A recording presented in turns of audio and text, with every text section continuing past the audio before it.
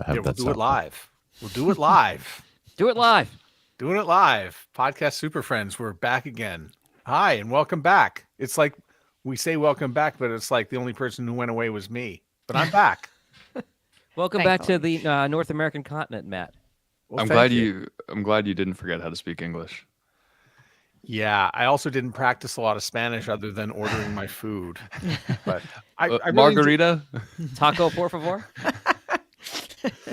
So today for the podcast Super Friends, I thought we would get into 20 questions, and I looked over the podcast news from the last month and go through emails and discussions, and it's basically just a lot of questions that people ask every day about starting a podcast. So what we're going to do today, it's not quite the Spanish Inquisition, but we're going to go around the table here with a number of questions. They're going to be short snappers. We'll see how quickly we can get through 20 of them. And we'll see which question we spend the most time on and go from there. So, but before we start with the questions, we'll go around the table and everybody will introduce themselves, starting with Catherine. Hey, everybody. My name is Catherine O'Brien. I produce podcasts in Baton Rouge, Louisiana. My company is called Branch Out Programs, and I'm so happy to be here and happy to see you, Matt. I'm ready for these 20 questions. Hi, I'm Johnny Podcast, coming from Fort Worth, Texas. I'm also a podcast producer and an avid trying to grow my Twitter account, so follow me there. Boston, hello. Hello, Boston. This is David Yaz in Boston. We produce podcasts here at the Boston Podcast Network, pod617.com. In pod, we trust. Detroit, hello. Hello, Detroit. John Gay, Jag in Detroit podcast, originally from Boston, but that's not relevant to this conversation. I create podcasts for businesses and nonprofits. I also co-host podcasts for those who may not necessarily have the gift of gab online at jagindetroit.com. So 20 questions. Here we go. And we're going to start with Jag, your favorite microphone that you recommend to a client that has never recorded a podcast before. We'll probably have a lot of agreement in this group, but it is the Samson Q2U, Samson. The model is Q2U. Johnny is holding one up right now for those of you watching on video. Thank you, Vanna. It is versatile because it can be plugged into an XLR cable for a recorder or straight USB in your computer if you prefer. And it is a dynamic microphone, unlike the Blue Yeti, which is a condenser microphone. The dynamic microphone will pick up more of your voice and less of all the background sounds around you. The condenser microphone will pick up every barking dog and screaming neighbor in your neighborhood. So Samson Q2U for the win. David. Well, I hate to be repetitive, but I learned my microphones from Jag. It is also the Samson Q2U. My backup is usually anything by Audio-Technica in the same price range. But the information that I will add is you can get the Q2U for, I'm looking at it right now, $50 on Amazon. And what a tremendous bargain, because it's all you need. And I think you probably spend more on a Yeti or a Blue or one of those other lame mics. So I just have to agree with Jack. Johnny, you've already held up that microphone. Is that the one you recommend? I'd like to consider myself the black sheep of the group, so I'm going to offer something different. So the microphone that I'm currently using is the Shure MV7. That is what I would recommend. If you are looking to have kind of the look and style of a Joe Rogan type podcast, this microphone is the little brother of the SM7B. You can plug it directly into your computer via USB cable, or if you do want to go the handheld route, you can also try something like the ATR 2100X from Audio-Technica. Catherine.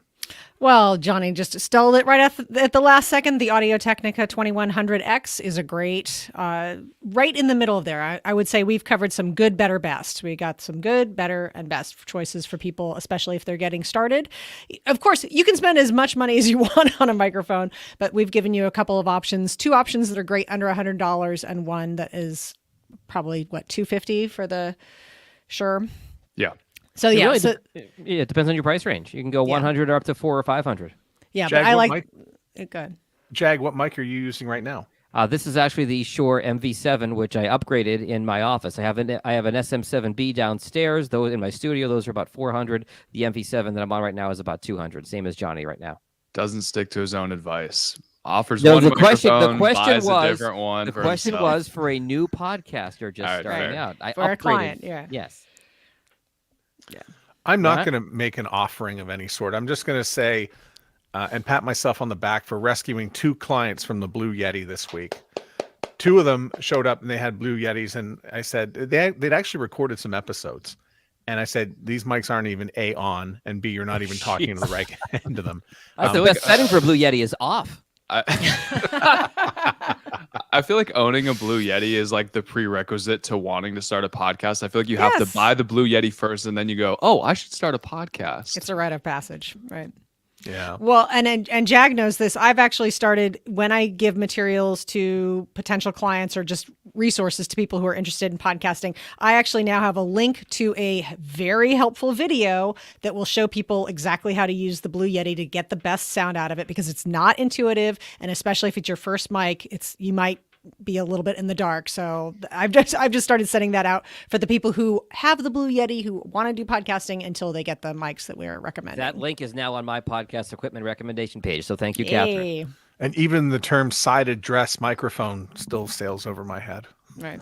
No, and it's worth mentioning that for our listeners, which is an end address microphone, you speak into the end of it. A side address microphone, you want to speak into the side of it. So the mistake a lot of people make with the Blue Yeti, it is a side address microphone. If you are talking into the top of a Blue Yeti, you are not getting optimal sound from it as you would from talking into the side. The correct side, by the way. Question for Catherine, the best recording platform, because there are some choices out there. These are the recording platforms that will allow you to record your show. There's a bunch of them out there. What do you recommend? I am currently, this is very interesting, Matt, that you'd bring this up right now, because I'm currently using Zencastr, and I've been happy with Zencastr. I know that some people have had, whenever I say, oh yeah, I've been using Zencastr, I hear from people about one of their Zencastr disasters. In general, I would say I think that most of the platforms are comparable in their skills. I do think that Zencastr, because they're trying to raise money and they're trying to get investors, they've been starting to put on some bells and whistles that I think at first weren't very helpful. And of course, as soon as they started looking for investment money, I started having technical problems. They've made significant changes to their free hobbyist platform. So that's, in my opinion, essentially has gone away. So they're making a lot of changes, but I'm still using Zencastr for the time. I've had success with Squadcast, and I've also, frankly, after manipulating the advanced settings, you can do okay with Zoom, but I'm sticking with Zencastr for right now. And Johnny. David, the Zoom guy over here. Yeah. I am definitely a simp for Riverside. That's just what works easiest for me. I would agree with Catherine that they're all very comparable. What I really like about Riverside is that it's really comparable to Zoom. Most people are really familiar with using Zoom, and I would say I've probably done 50 Riverside sessions over the past 2 months, all with different guests, and have not had maybe 1 or 2 people who have had issues getting onto Riverside. Riverside also has a mobile app. So if you don't have a laptop, but you still want to get on as a guest on the podcast, you can join on your phone. Although I don't recommend it. Obviously, we would all prefer for people to have microphones, treated rooms, things like that. Another thing that Riverside has just introduced is their transcription tool. So they're offering transcripts within their service, which I find it interesting, as with AI and all these like tools that are coming out to make transcripts easier and easier. I find that less and less people are caring about them. They're like, wait, do we actually want or need transcripts? So Riverside would be my recommendation. David. Well, I'm not going to tell you that Zoom has the best recording quality, but I will admit that I've used all the platforms that have been mentioned so far, and just have had a bad experience here or there. The reason why I prefer Zoom is, in my opinion, if you have a good mic on the other end, say you're doing it with a co-host and you're doing it by Zoom. I do my music podcast like this. We use Zoom. He has a good microphone. He's got a Samson Q2U on his end. I've got a good mic on my end. And 97% of the listeners are not going to notice that we're on Zoom. They really won't, especially if you use good software to edit your podcast and run it through a filter if necessary. The reason I like Zoom is for the obvious reasons. People know it. They're familiar with it. It syncs with Calendly, so I can send out a link to people and they can automatically book a time to be on my show, and we all get the links at the same time, and there's no confusion. Usually people are used to setting up the microphone in Zoom, although not everybody, but that's it. So for ease, I would just say, if you're using Zoom, don't feel embarrassed. stand up and say it loud and proud. Zoom is okay. I should point out, by the way, Zoom is in the majority. Most people do use Zoom for this stuff, but yet we do our very best in this business to ostracize them and to make them feel silly about their decision. I use Zoom and I am proud. Yeah. Jag. I will say, if you are using Zoom, by the way, make sure you use the original sound for musicians setting. That's key to it. Yep. For me, I'm a Squadcast guy. I like Squadcast because I've been with them for a long time. I find their customer service to be very good. And then also, there's a little bit of a delay I found in Zencaster Riverside waiting for your guest to upload audio. You have to sit in the session till the audio is uploaded. I don't seem to have that issue with Squadcast. It seems to be pretty instantaneous. Squadcast has a cloud recording backup, I know, as others do. And for me, it's just been a matter of, if I record in my studio and there's a Squadcast recording and there's a Squadcast backup, I've got potentially 3 copies of everything. So it's very rare that there's audio that I don't have, that I lose. I'm also going to go with Squadcast to remind everybody that they can get the first month free right now by going to squadcast.fm/sound off.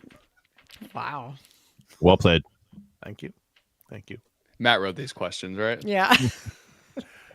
Jag, what do you use to edit your shows? As far as editing software, I'm an Adobe Audition guy. I learned back in the day on what was then Cool Edit Pro before Adobe bought them out.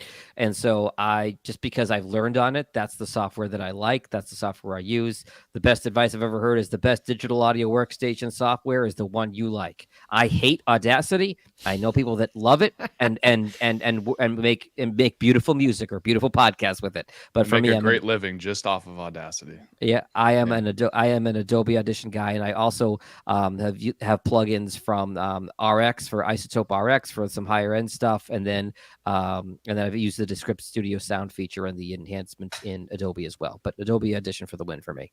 David. I use Descript. For those that haven't tried it, I really encourage you to do so. It's not built. It was originally built, I think, as a transcription tool. The first thing it does is it transcribes your sound file, but then it does have the capabilities of fading sound out, splicing, moving things around just like you would in Audition or GarageBand or Audacity. And I just am in love with the ease to which I use it. If you're trying to find the part in the podcast where you talked about a Chihuahua and you want to take that out because you said something nasty about Chihuahuas, you search for Chihuahua. There it is. You don't need to go listening through the whole show. I do use the feature that takes out the ums and the uhs, and 99 times out of 100, there's not a problem with that. You do want to watch it. Sometimes it'll clip something you don't want to clip, but if you've got good sound, it's powerful. It's a huge time saver. And also, it's got these artificial intelligent voiceovers. So if you want to add like a little sound effect that says, "We'll be right back after this message," you can pick from like 8 different voices. And I don't use it a lot, but it comes in handy sometimes. So Descript.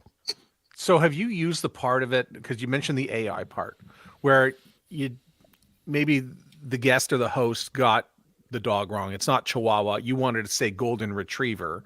You can change the word and the AI technology will use the voice to replace. So I've messed around with that. And here's the thing with that. First of all, if you think it's scary, it is. It's scary for someone else to have the ability to simulate your voice and make you say anything you want.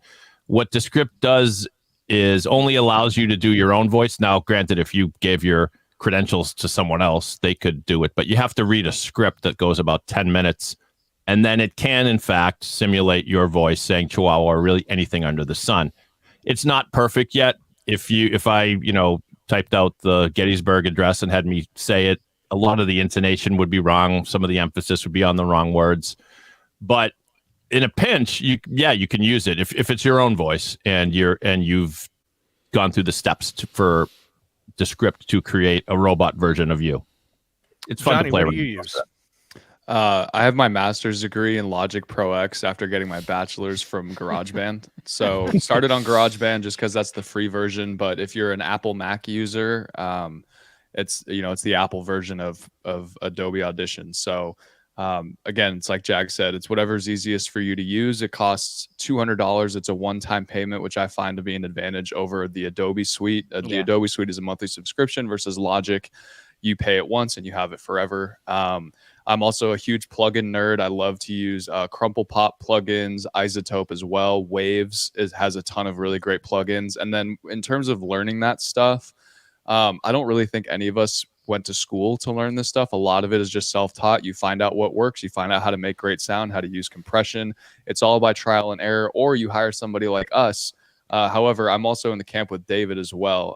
I'm not big on cutting out ums and uhs manually, so I will sometimes drop an audio file into Descript and only use it for removing ums and uhs, and then I'll export it back into Logic and do what I do with the rest of the episode.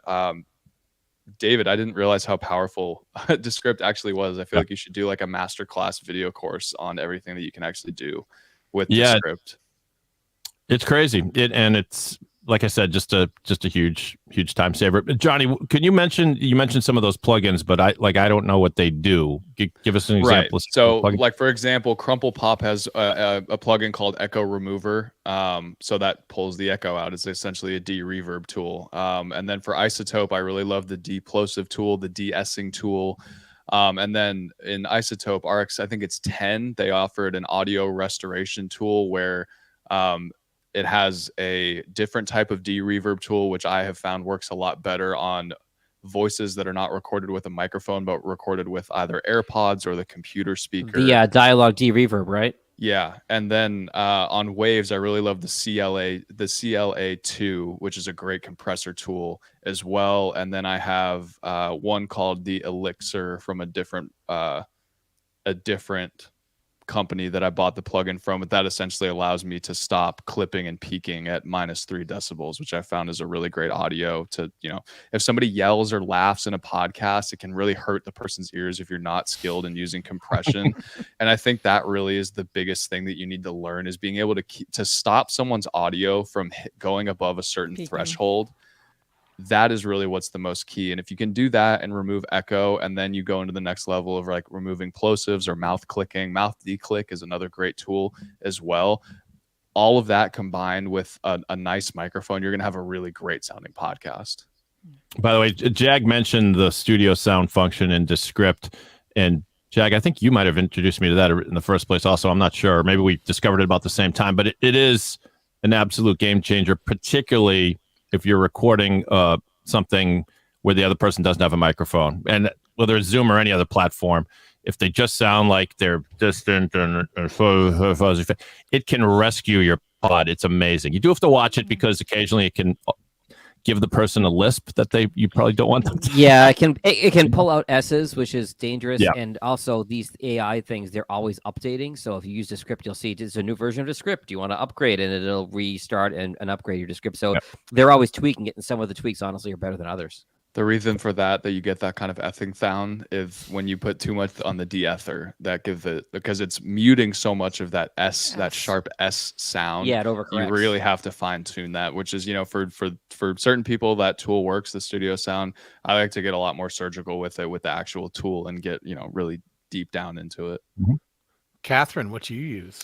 Well, it's Descript is going to be the name of the game right now. I started on Audacity and I used it for years and years and years, and it really was just one of those things where that's where I learned. I was comfortable. The plugins that I figured out I loved. I still sometimes will use Audacity because I like the noise reduction. The noise reduction is probably one of the better DAWs for removing some of the noise.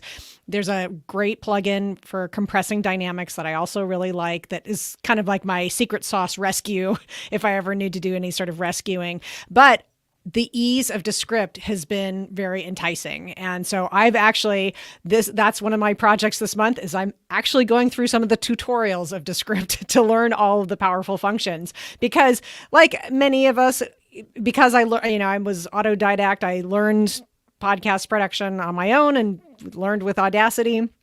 I just figured out Descript and didn't know a lot of the power that goes behind it. Studio sound, as we've already mentioned, has been a huge benefit to me. And just the time saving of not having to manually remove the crutch words. I just think like, okay, I'd rather spend a little bit more time learning some of the functions of Descript and using it to its full potential than fiddling around with a couple of different DAWs. And so far I've been having success, especially because so much of my business now has moved to remote recording more so than it ever has been before. I do have a comment about Descript that I'm going to save for when we're talking about transcription specifically. Yeah, Good we point. might get to the transcription part in part 2 of this at the rate that we're going through the 20 We're doing questions fine. here. Come on. One more Lightning, kids. Yeah. I don't know if you guys have found that use Descript if you're using it with a lot of podcasts. Delete your old files because it will mysteriously take up your entire hard drive. Yes. Before you know it. That happened to you, Jag. Yeah, it took me a while to figure out why I was running out of memory on my computer. It was Descript, so you got to monitor it. Oh, interesting. I did not know that. Yeah. I use Twisted Wave. It is for Mac only, and you can put a lot of those toys that you were talking about, Johnny, like the RX. You can include that. It is Mac only, and predominantly you can't really mix with it. So it's really just I use it just for editing and as well for my voiceover business. But I love Twisted Wave. Simple. It's a $100 purchase. Podcast host, Catherine. What podcast host do you love and why? Do you mean you know what I realized? Do you mean a person or do you mean a hosting company? Hosting company. Oh, I thought he meant a person. I had my Spotify pulled up. I was like, what podcast do I really love? That's so funny. I interpret it. I was thinking, oh, I can't wait to talk about this person. Well, I use Libsyn for most of the shows that I work on. Okay. Johnny? Libsyn and Megaphone. David? I partner with a company called Adori, who started their company about the same time I started mine. So they're small, but very useful, terrific platform, Adori. I'll also say that I've used Buzzsprout, Simplecast, among others. Most of them are kind of all pretty good and pretty much the same, in my opinion. Jag? Simplecast, I have a network they set up for me so that all my clients can use dynamic ad insertion and get better statistics. I'm a big fan of Simplecast. Don't you have an affiliate code too, Jack? Yeah, I where's do. your Since link? we're all promoting ourselves. Go ahead. Yeah, exactly. Get your money, kid. Yeah, I think a lot of these podcast hosts, a lot of them do a lot of the same things now, including dynamic ad insertion. And so I'm Megaphone and Art19, but in the past I have used Libsyn. I've also used Podbean at one point. I guess the one thing I would do not use SoundCloud is still my mantra. Yes. Do not use SoundCloud. Okay. They never really caught up, did they? So interesting question here. The most underrated marketing hack for promoting a podcast that you have. What is the most underrated marketing hack for promoting a podcast? Jag. Something that I think a lot of people don't know is you can share a Spotify link to Instagram. If you hit the share button on Spotify, you can post the direct link to your Instagram. And one of the problems with posting to social media is how do you move somebody over from the social media app they're on to the podcast app you want them to listen on? One click, share Spotify to Instagram. David. Mine would be shout outs and then tagging people in social media. So to give an example, if you're doing a podcast about cars, and I know nothing about cars, but it's just an example, on your Facebook page, put a question that says, hey, who remembers what their first car was? And you'll probably get a dozen people saying what their first car is. Now you do your podcast episode about everyone's first car, and the people that chimed in, they may not even listen to your podcast, but they responded to you on social media. So you say, hey, I just want to shout out, Catherine drove a Buick and Johnny drove a Eldorado. And sorry, I'm making that up. And then when you post the podcast, say, check out this podcast we did about first cars. And then you tag all the people that commented. And now you've got, a bunch of people that are potentially ambassadors to your podcast. Not only are they going to listen, but maybe they'll hear it. Catherine, what's yours? Direct mailing, burning your podcast onto CDs and sending them out in a special mailer to everybody. Wow. No. For just real? kidding. No. You had me. Yeah, CDs. What is that? I'm gonna say doing cold emails to people, places, things that you talk about on the show. That's something with some of my clients that we've been starting to do is just doing a reach out. If we talk to people, talk about people on the podcast, is sending them a little promotional emails, telling them where the segment starts, talking about them. And I don't know what the response, it is something I'm doing. I can't attest to the success or failure yet, but I think it's something that is worthwhile doing. It's just that little extra step for when you're talking about somebody on the podcast. Johnny. Go on other podcasts. Go be a guest on other shows. And if you're thinking to yourself, oh, I'd love to go do that, but who's similar to my audience? What is a tool that I could use to find shows that are in the same lane as mine? Well, there's a great tool called Rephonic. That's REPHONIC.com. They have a graph where you just type in your podcast name and it will show you, based on listener data pulled from Apple Podcasts, what other shows that your listeners listen to. You can find like 100 shows, and it's like a little spider web graph. Your show's in the middle, and all the shows that are really similar to yours are connected. Cold email them. I'd love to be a guest on your podcast. I think we have a similar audience. You can offer a cross promotion kind of deal to get on their show. They come on your show, and you open yourself up to an entirely new audience, and you've already whittled down the demographic to people who listen to podcasts. Do you actually mention in that email that you use this Rephonic tool? And I guess you don't need to. You don't want to sound like you're pitch person for Rephonic, I guess. Yeah. No, you want to pretend that you're listening to their show. Yeah. Your best friends ever. I think all time, awesome. right? Yeah. Mine's a Facebook birthday. So when somebody that you've had on your show has a birthday, go on their Facebook page, wish them happy birthday, and thanks a lot for coming on my podcast, and leave a link, because who's going to listen to the show but all their friends? Wow. That's a great one. That's good. Yeah. Yeah, because they're going to have 500 people visiting their Facebook page. Most of them only that day for the rest of the year, but that's the day they're going to visit them. Love it. David, what's the best day to release an episode? I have nothing more than conventional wisdom here that says Tuesday, Wednesday, Thursday. But I'd say think out of the box and think about your audience. There's a music podcast I do, and we discovered that we actually did very well releasing on Friday or Saturday. And our thinking was that our podcast is much more of a dessert than a meat and potatoes meal, and that people probably just save it for Friday, or, when they're walking the dog on a Saturday. When dogs are pooping, that's when we want people listening to our show. So. Amen. Well, Jag, you walked the dog this morning. I did. What's the best day? I'd say Tuesday, because to David's point, Monday and Friday are too close to the weekend and people are out of routine. So I'd say Tuesday. But to David's point, do a little trial and error sometimes. You can sometimes get a better feel for where your audience is. But once you figure that out, be consistent. So I say Tuesday. Catherine? Okay, this is blowing my mind, because almost every weekly podcast I listen to comes out on Mondays or Thursdays. But then whenever we have these kind of conversations, I hear Tuesdays and Wednesdays. Seems so crazy. I'm going to be day agnostic. I'm just going to say early morning. You have to do it overnight at midnight plus a minute or whatever, because we all know that morning is the most popular time people are listening to their podcasts. Johnny? Let me counter that really quick, Catherine, because of this conversation, that specific topic just came up of releasing it at midnight. And that's when I release most of the shows that I work on.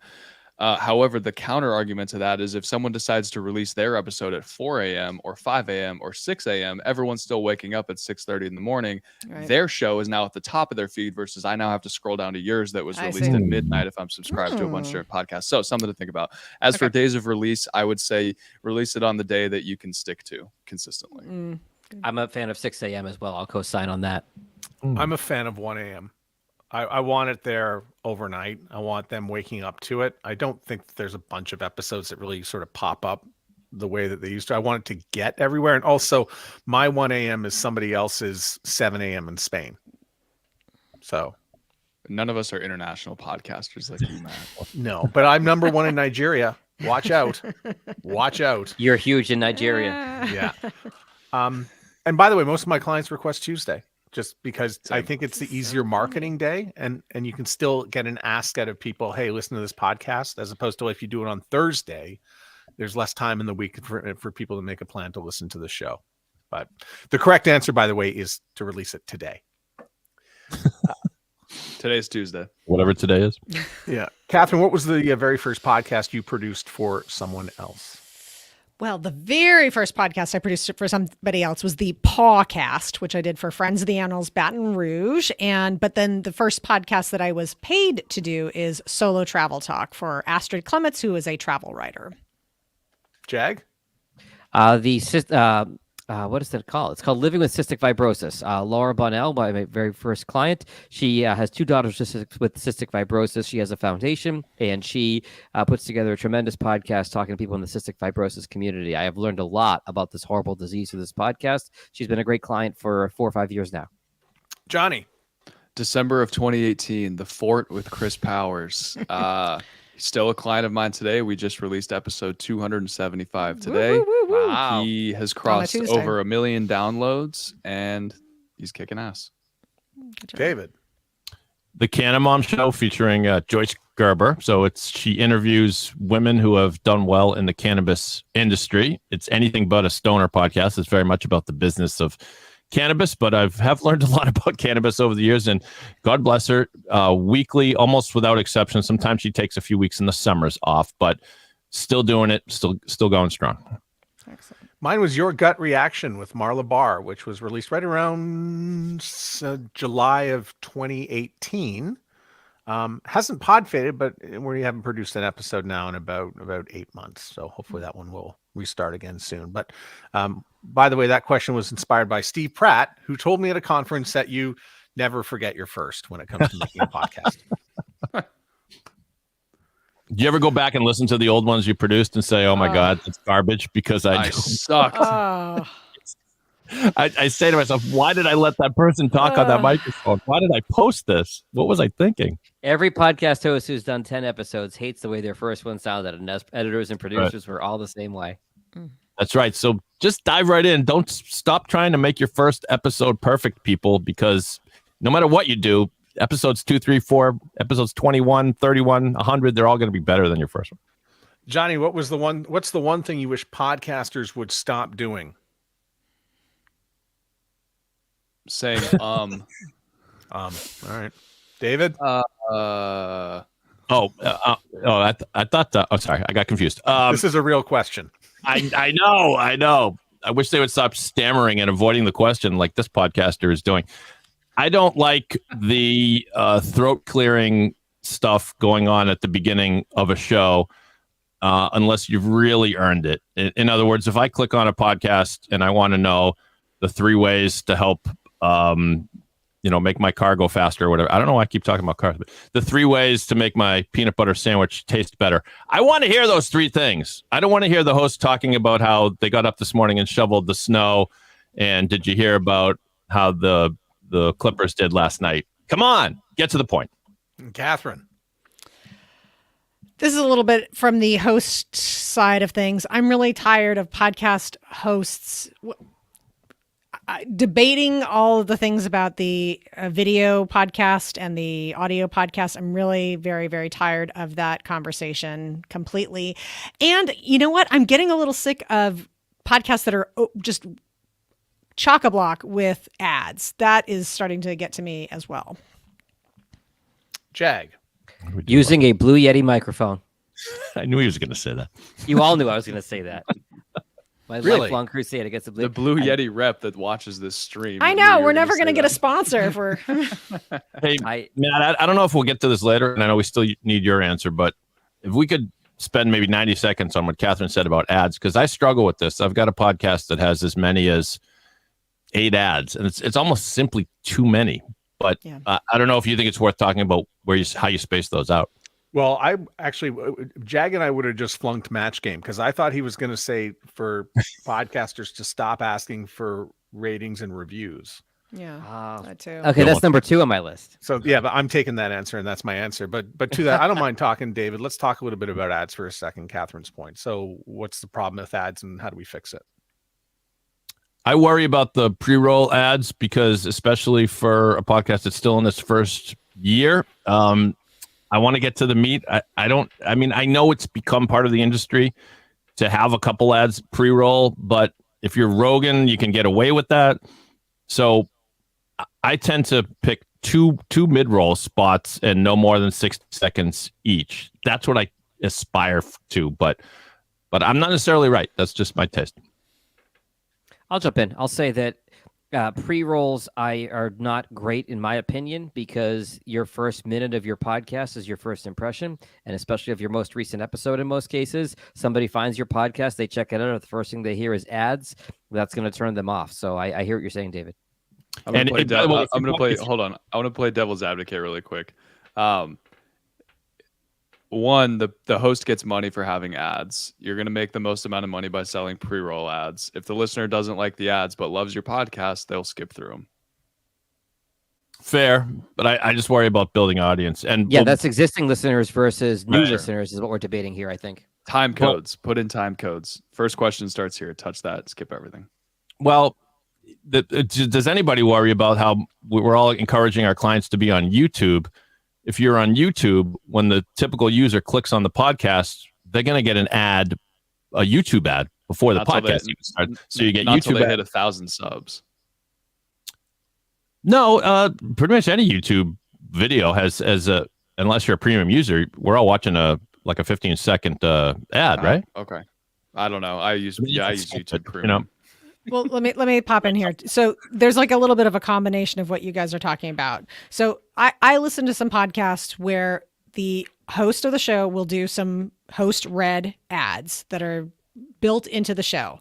Then there will be dynamic ad insertion that is giving another voice, or just like a standard commercial advertisement popped in either before, mid-roll, or even post-roll, in the outro area.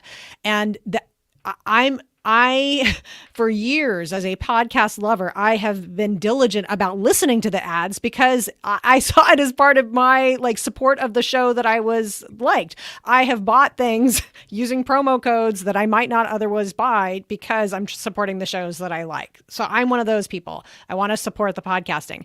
But now it seems like, because we're now into the territory of CPM, so this is we're podcasts are being subjected to more of the standard advertising rate, that now podcasters are doing more and more advertising for smaller amounts of money. So it just is becoming more. And I guess my thought was, forgive me for being nostalgic, but some of the magic of podcasting, of just having that show that is about the content, or about the whatever the subject is of the podcast, starts getting diluted with so many ads getting stuck in there. And it applies to YouTube as well as just in the straight up audio. Final counterpoint from my end. Dr. Andrew Huberman's podcast and Tim Ferriss are each doing over 1 million downloads per episode, and the first 9 minutes of both of their shows are ads. Skip, Yeah, skip, they- skip, skip. yeah, They I know. can, yeah. Who listens to that many ads? I mean, Nobody. They skip through them. Yeah. Well, then why are we doing them? Yeah. Catherine, you get to start, even though you just finished. You get to continue on here. What was the podcast that inspired you to get into podcasting?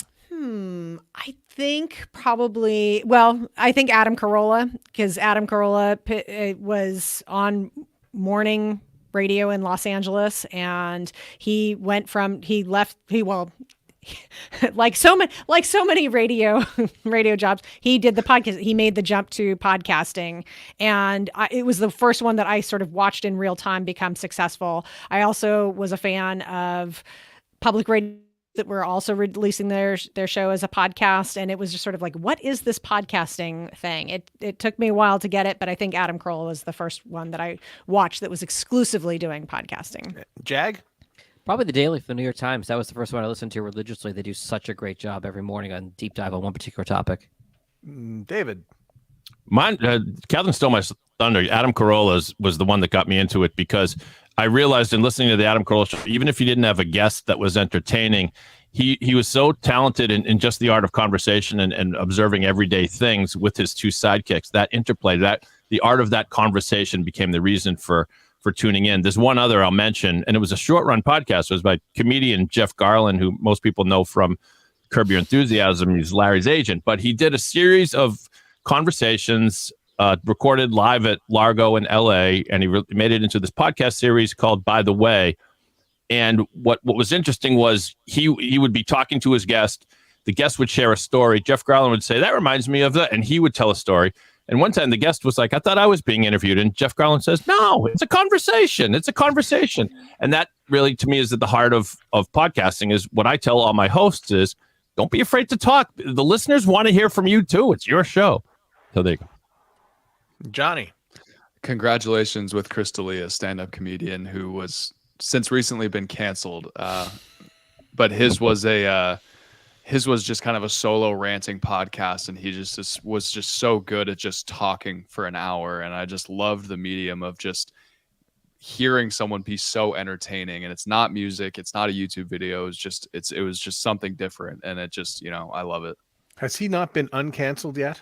He's come back and he's got, he's back in touring and stuff. But, I feel like I outgrew his comedy. It seems like it's just for a different age demographic. So, but that was who I first started. Says the youngest guy in the group. Right. Well, yeah, there's almost a double meaning to what you just said too. Yeah. Mine was never mind. a podcast called YOY, which is actually a dating podcast that was done by Panoply. But I just love the fact that they were recording people who were on dates, and then it sounded a little bit public radio, but it didn't. It sounded very warm, and I thought, oh, that's a completely different sound than radio. And at that moment, I said, I want to create audio that sounds like that. Yeah. And that's kind of how I got here. What if you had to pinpoint one difference between, and Jag, you're good to answer this as well, between radio and podcasting, Matt? I have my answer, but I want to hear from you, former radio guys. Podcasting, you're speaking to somebody. Radio, you're speaking at somebody. I would say for me, radio is very cutthroat, and it's us versus them. If you're not, it's a limited pie, and for podcasting, it's more rising tide lifts all boats. Wow. Yeah, you're both wrong, even though you're former radio guys. No, I don't know. I always thought it was that podcasts can breathe. You can let it breathe. It's what I tell a guest when I sit down. We're going to go for 30 minutes, but if we're having fun, we'll go longer. You can't do that on radio, right? It's like look at the clock, look at the meter, and all that. Yeah. Yeah. And that's a double meaning too. You can let that episode now breathe forever versus for radio, I need to be listening to you in my car at 8:30 a.m. on Tuesday and Thursday. You want those Taylor Swift tickets? Yeah. Yes, that's so true, Johnny. But what app are you going to be listening to? Favorite app to listen to podcasts, and explain your answer. I use Spotify because it allows me to have my music and my podcasts right there. There's also, they're rolling it out for more and more people, but for some shows, there is a video component for podcasts. Not totally sure how that all works. Spotify also allows you to ask questions to the listener. If you scroll to the bottom of the show notes, you can have a Q&A. What did you think about this episode? Would you recommend this episode to a friend? You can totally customize all that as well. And then there's one more thing that I'm trying to figure out. I've seen it with, again, Dr. Huberman's podcast, is chapter markers, not just the time codes. The time codes are listed out, but if you scroll even further, there are actual chapter blocks listed out there. So I'm trying to figure out how to get those for my clients. Catherine. Podcast Republic, because I have an Android phone. That's first. Now coming in strong, I'm listening to more and more podcasts on YouTube because I'm on YouTube for other reasons. And Spotify, I do like the user experience. So those are my top three. Jag. I started on Apple Podcasts. I went over to Spotify after I got frustrated with the UX or UI on Apple. I'm told Apple has improved it, but I'm good on Spotify. Even though I don't pay for Spotify, I feel no need to go back. David. After this podcast, maybe I'll switch. I don't know. I listen on Apple Podcasts. I tried to go to Spotify. It just was like I was used to wearing this old shoe, so I went back to the old shoe. Apple tries.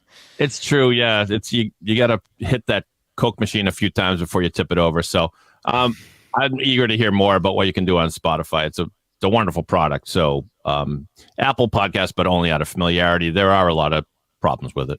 In the car, it's Apple. On the airplane, it's Apple. In the home, though, it is Spotify, so I can sync it up with my smart speaker device. That's my story. I'm sticking to it. You're like the one of 10 global people that uses a smart speaker to listen to podcasts, according to Triton Digital. Well, I'm still using Spotify. I'm just listening to it through the smart speaker, so I'm not sure Triton is picking up what I'm throwing down. So again, sometimes the data can be a little bit funky, right? Always. That's true. Jag, what's the hardest part about making a podcast? Planning out the content, making sure that you know how you're going to get from A to B to C. I can't tell you how many times I've had a client say, let's just get on a riff for a while, and the final product shows. Catherine? the time it takes to make a high quality episode. Johnny.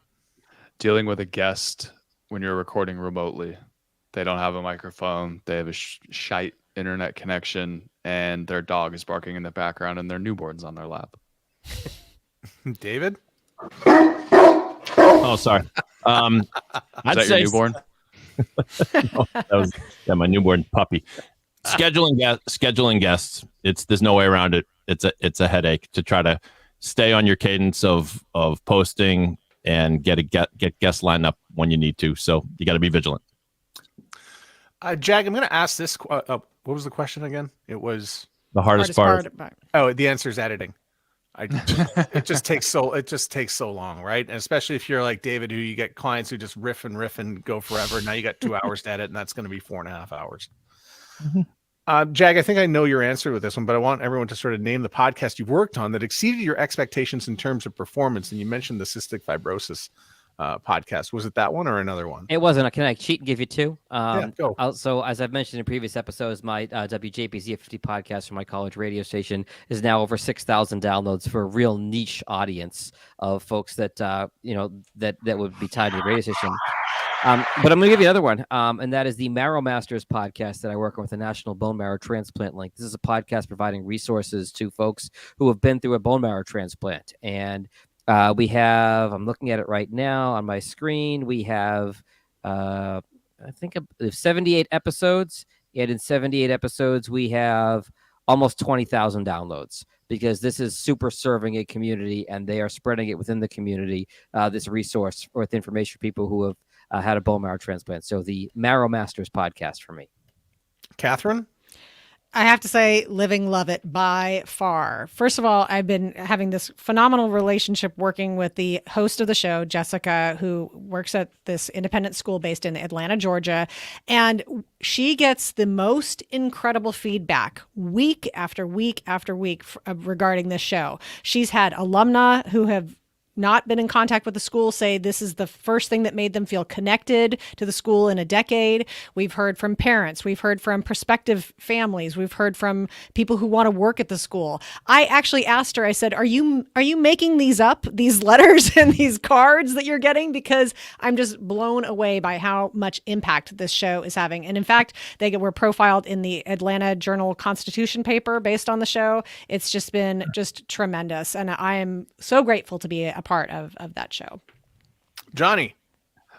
This show is called Think Like an Owner, hosted by a fantastic guy named Alex Bridgman, and similar to Jack, very niche audience, people who are looking to buy a small or medium-sized business. Small niche audience, however, very wealthy audience. And he was able to leverage partnerships with advertisers to go full-time on the podcast, fully paid for his entire life at like 23 years old. And wow. It was just incredible what he's been able to do. David? I produced a podcast called Monsterland, which was you talk about exceeded expectations. I didn't know what to expect. These two dudes approached me. They are fans and enthusiasts of the paranormal, Bigfoot, UFOs, the whole deal. Turns out they're both funny, charming. They're not nuts, as I might have suspected. And you talk about a niche audience. It's just that thing. If you're into the paranormal, you are going to crave that information. And to this day, I think it's a podcast that garnered the most downloads of any I've produced. So never underestimate the passion of a niche audience of any weird thing you can dream up. That's what podcasting is a lot of times. Yeah, and I'm going to say the exact same thing for two of the honorable mentions that I have, which is Humans on Rights, which is a podcast out of Winnipeg, championing human rights. And the other one is You Do Woo, which is a Texas-based podcast about human design. But the one that I've really opened my eyes, again, it's Let's Take This Outside with Marianne Ivis, and it's just simply about going outdoors. And the number of people who came to support the show and support it through advertising, we sold out in 6 months, and now we don't have any place to put the ads. Good problem to have. Well, again, we also banged on having too many ads earlier on, but eventually, yeah, every show does. Put them have all a- at the beginning. Yeah. Yeah, but it sounds like you have a limit, so I'm content. Yeah. Well, I'm sure she'll say, "Why are we reading 10 minutes of ads before I do my show?" Shut up. Take this money. Catherine, transcription. What do you use? What's the best? I have been using Descript, and I'll say this is that because of the nature of a lot of my clients, they are in industries, and this is speaking about US law, because of accessibility issues, I recommend my clients have a transcript. People like them, or let's say a limited number of people like them. Some people rely on them. And so that's why we say yes to having a transcript. Because I'm using Descript anyway with my editing, that's where I like to get the transcription. Here's my beef. I just discovered, Descript, that if you put in 2 tracks, which is I record and multi-track as much as I can, a 29-minute speaker A audio with a 29-minute speaker B into Descript, they count that as 58 minutes of transcription, eating away at my monthly allowance, which I think that's bogus because the final product is a 29-minute audio. So I might have a sternly worded tweet to Descript later to find out more about this. Can you combine the tracks, download it, and then re-upload it, and then it's only one track, or no? But so that's just more work for me. That seems. Yeah, you're right. Yeah. The Descript Anybody rep here, just followed the Blue Yeti rep out of the chat room. There goes my promo We're code. just Promo code torching Catherine. bridges Yeah. for sponsors. Yeah. Johnny, what about you? I'm very old school. I use people. I have a gal out in Greece who does all my transcripts, and a young lad in Pakistan who do transcriptions for me. And the reason I use people is I encourage them to use AI software. So in terms of actual products, one of them is called Otter.ai. Otter, like the cute little water dog. The reason I use people to do it is that they're proofreading it for me for grammar, readability, and then I also have them bold out all of the questions that the host asks in order to clip those for blog posts, screenshot them to tweet, anything like that. But essentially, it's so I don't have to read through it. I trust them enough to be able to do it. Do you know what's so sad is I actually thought when you said people, I go, people, what is that? Is that ppl.com? .app, right? Magazine? It's a living organism hybrid AI. David? So I do use Descript, but if you want an accurate transcript that you're going to put on your website, I don't think you can really use Descript unless you're ready to spend a few hours editing it. So correct. I use, for those purposes, I use Trent.com, which of all I've looked at, that seems to be the most accurate, markedly more accurate than Descript. And we'll even do things like put in parentheses, laughter, if the person laughs, which I think is cool. Trent, like the name? Trent, Trint. And, and I got to pay extra for that, but I wish Descript was super accurate because I love it for everything else. But I took a look at Trent and I thought that's pretty high end. Yeah, it is. When I saw the price, $60 a month. How much for unlimited transcriptions, or $48 a month if you want to do 7 files per month. 32 different languages, identify speakers automatically, custom vocabulary that you can add, capture from Zoom, edit simultaneously into teams up to 3 users, share with anyone to view and comment. It's pricey, but it's the one that I have to spend, in a 30-minute podcast, I have to spend no more than 10 minutes scanning the thing to make sure there are no mistakes. There might be one, a few, but translates to 54 languages. That's right. interesting. And so if you want to translate it to Farsi just for fun, go for it. That's a legitimately great recommendation. Thank you, David. Well, I'm having that success with Podin.io because I can listen back and it's 93% accurate and I can catch it all. I'm a Descript guy, although I have started playing around with a website called Capsho, CAPSHO, where they use AI to generate not only a transcript, but show notes and social media blog posts for your episode. It's a little on the pricey side. I'm going to dig into it a little bit more, but I'll report back next month. You can use ChatGPT to correct errors in transcription, but I heard that it just seemed it might be just making an extra work. It stops at a certain length. Yeah, exactly. Yeah. Like I put in a whole Newsletters. transcript into ChatGPT and it said this is too long of an entry. Let's go around with newsletters. Jag. Aweber, it's an email service that will actually pull straight from your RSS feed, and you can set up an automation to go out when you hit publish on your podcast. AWEBER. Catherine. I don't really. For one client, I do some stuff on MailChimp, which I would prefer not to do. So I have no recommendation. I'm open to recommendations. Johnny. www.substack.com/Johnny Podcasts for a weekly newsletter that you will get in your inbox. It's the only email you will get. This is my promo for the part of the podcast. I love Substack. I think it's great. I just recently switched over there after Twitter's newsletter thing got shut down. Loved it. A little footnote: do not put your podcast on Substack. There is no 301 redirect. Oh, really? Really? David. I'm with Catherine. I don't really do too many newsletters. On the occasions I have, I've used GoDaddy. It's fine, but not great. So I'm kind of useless at it.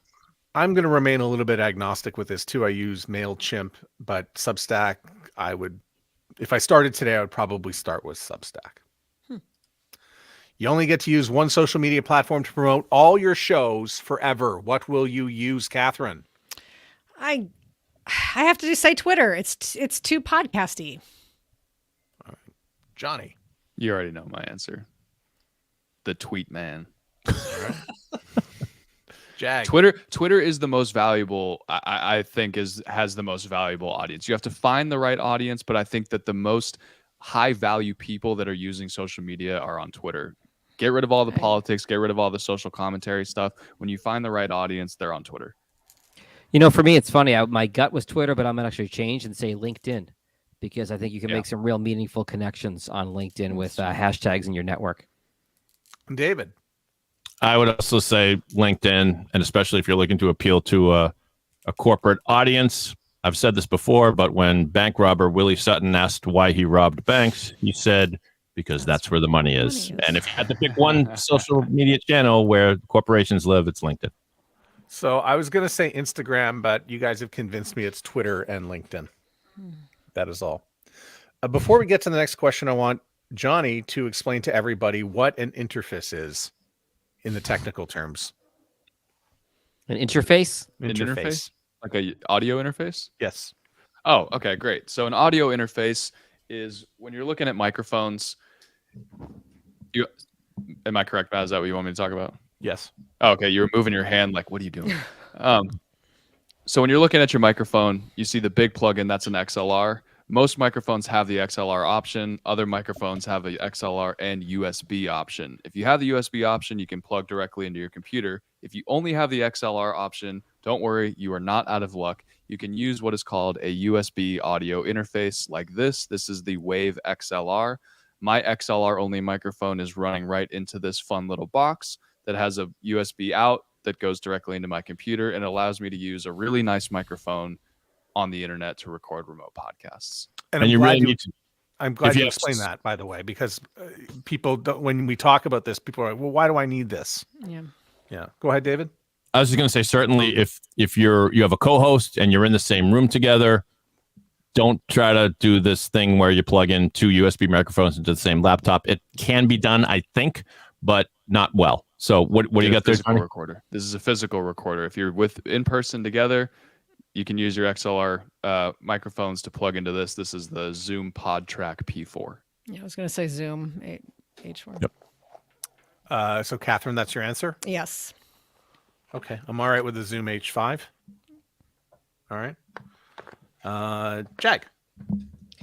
This is for a simple one-on-one. This is if we can hold this in my webcam the right way. This is the Focusrite. One mic in, USB out to the computer. If you're recording multiple people, somebody over a phone, or USB, or anything like that, I would say instead, I would say the Rodecaster, which is pricey but worth it. And David. Yeah, I'm a Rodecaster guy. Again, if you can afford it, it really is the way to go. If you're looking for if there's one place you're going to stretch to take your podcast to the next level, it's the Rodecaster. Although it's high end, it's made for dummies. It really is. It's like Fisher Price. Well, we all know that David's got all the high end stuff going here today. So it's good You stuff. want more sound effects? I got sound effects. You want Thanks. You want the theme to Benny Hill? Thank Do you. you have the Seinfeld bass line? Oh my gosh. That was And not stop planned. it right there. Stop it right there so we don't get flagged. Perfect. Yeah. What about Curb Your Enthusiasm?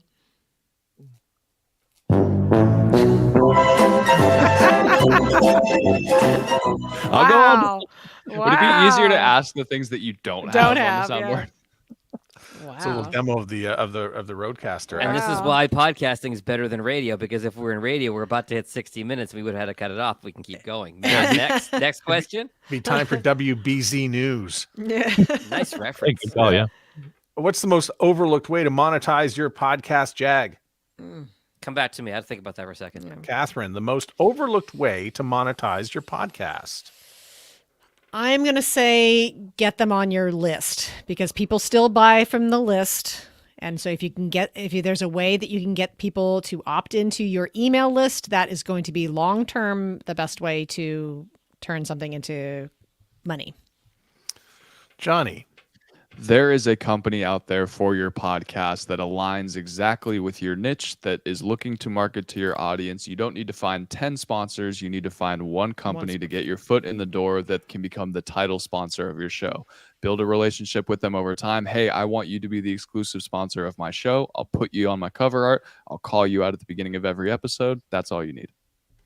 David, Inviting potential clients on your podcast. This is presuming you have a day job. You're inviting someone that can be a client of yours in your avocation. They get dazzled by the job you do, letting them tell their story on your show. And it, in a way, it doesn't matter if anybody even listens to that episode.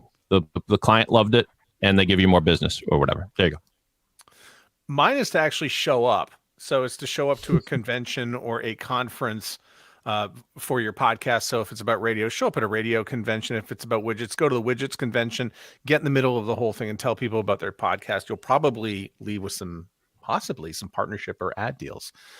Jag, is there anything you want to throw in? Yeah, I believe the widget conference is in Anaheim this year. That said, I would say lead generation. I work with a bunch of financial advisors, and you're putting information out there that's useful for somebody planning their retirement. For a financial advisor, if they get one high net worth client, they listen to the podcast and want to work with them, podcast is paid for itself for a year at that point.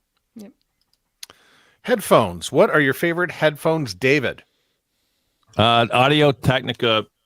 I don't know. Jag told me it's Audio Technica something. I defer to Jag. Jag? Yeah, Audio Technica is kind of the way to go. Look, we've got 3 votes for it already. I'm wearing Parrot. I like them. I will say as an addendum though, in a pinch, your microphone is way more important than your headphones. Those cheap little white headphones that come with an iPhone, as long as they have that standard 1/8-inch jack and not the square rectangular one, you can plug those in and get it done quick and dirty if need be. Johnny, what are you using and what do you recommend? These are so for production, like post-production stuff, I'm using the Audio Technica M50X. Those are the highest end of the Audio Technica headphones. What I'm using right now are called the Shure 515. So these are just in-ear monitors. I wear those over-the-ear headphones all day long, and then these I feel like just look better. I can show my hair off. I can wear a hat. We're all jealous. Well, 3 out of the 4 of us are jealous when you say hair. I'm a big believer in the fact that most of the people watching and listening probably have AirPods. I think you're fine using your AirPods when you're recording a podcast as the listening device to hear the other person. you. It is important to be able to hear yourself, but as long as you're not drifting away from the microphone too much, that's what normally you're using the headphones for, is to make sure you're still engaging with the front of the microphone. I agree with Jag. I think spend the money on the microphone and the recorder. Headphones are tertiary. Tertiary. I got a pair of Bear I went to Dynamics. college too. Didn't even get that. These are Bear Dynamics. They're a little bit more gentle on the ears with the low end. I rather enjoy them. They retail in Canada for $279, $239 in the United States. Wow. and I got them over the more popular Sony ones, which began to hurt my ears at one point. But I'm glad that you brought up, Johnny, the over-the-ear stuff, because I think a lot of people don't want to appear on YouTube with big, bulky headphones, even though we are all on YouTube right now with big, bulky headphones. The cans, as they call them in the business. Cans. We've reached the end. This is question number 20, and you're only going to be asked to part with one podcast prediction. Who would like to serve up a podcast prediction? AI will not kill the podcast editor. At the end of the day, the tools can be as simple as possible. If you find the right client and that they're going to hire you, they do not want to edit their own podcast. Simple as that. It could be the same as just uploading it. The AI says, I promise you this will be perfectly edited and sound engineered to the best of your capabilities.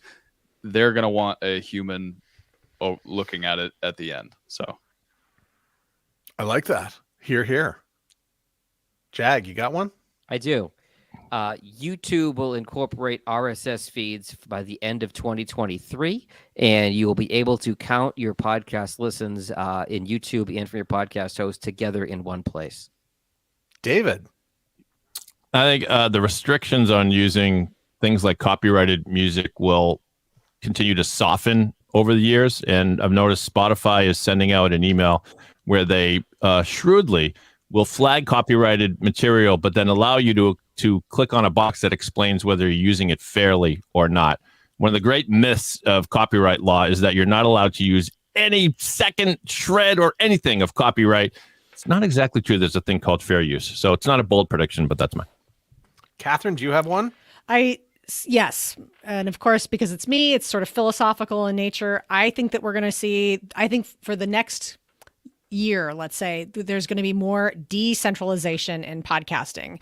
People who did a lot of acquisitions and what have you, things are being shut down. People are getting laid off. I think that there's going to be a little bit of moving back to the order of podcasting with things getting decentralized, which will then quickly be followed, let's say a couple of years down the line, by some re-centralization, people trying to get value and do that sort of consolidating to try and make podcasting gets the most that they can monetarily out of podcasting. I think that we see these forces coming in. There's a lot of people who have a lot of hopes and dreams wrapped up in podcasting, and we never quite make it. And it's interesting to me because podcasting started as a decentralized medium. That was part of the appeal, and people wanted to consolidate it because they want to make money.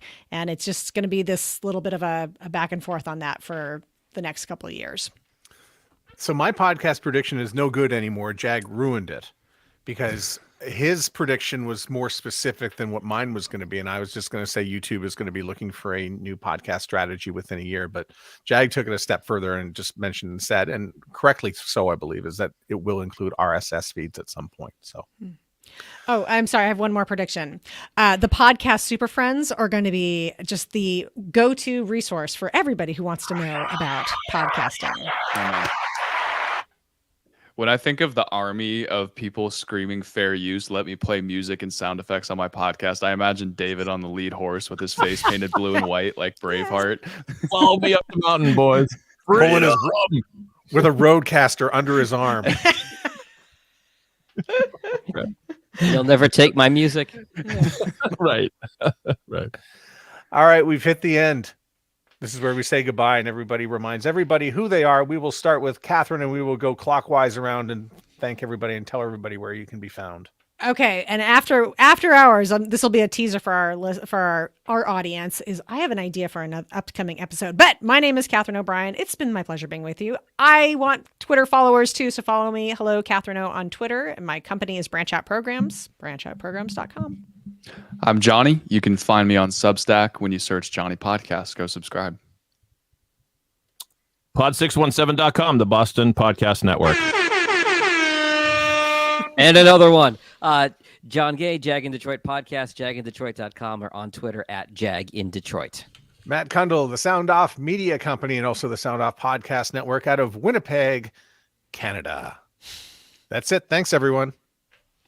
Great job, Matt. Thank you.